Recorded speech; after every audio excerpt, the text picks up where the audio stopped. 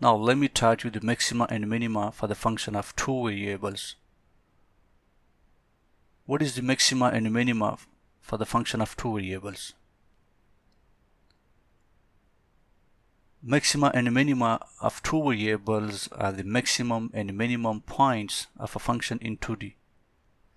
These are the maximum and minimum points for the function which has two variables. Remember, previously we discussed maximum and minimum points for the function of one variable. It was in one direction, but here the function has two variables. I'm going to show you how to identify the maximum and minimum point for the function of two variables. Graphical representation. Take a function f of x, comma y. It is a function of two variables.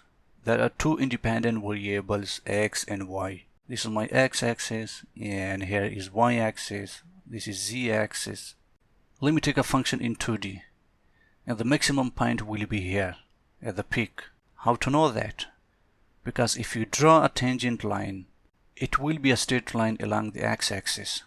It is parallel along the x-axis.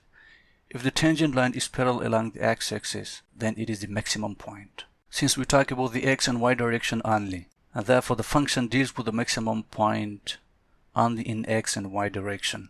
Forget about the z. We only take x and y direction. This is the maximum point for this function. Take this area.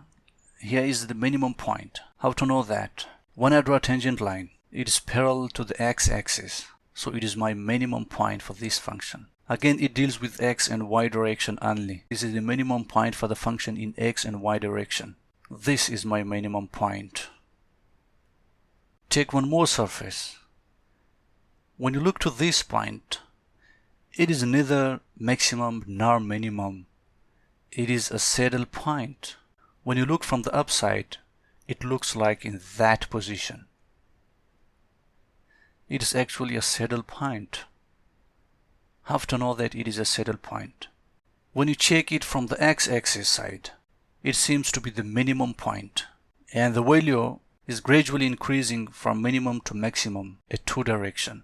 But when you look this area from the x-axis side, this point goes down. Looked from the x-axis, it seems like a curve, and the point is here. So it seems like a maximum point where it goes from maximum to minimum. Well, this area has not been fitted perfectly in x-axis and y-axis. Sorry for that. But when you fit it perfectly, and when you look from the y side, it's look like the point is in minimum. But when you look from the x-axis side, it's a curve, and the point seems to be a maximum point. It's actually neither minimum nor maximum. It's a third point, which is called saddle point. The other name of the saddle point is a stationary point. It is a stationary point.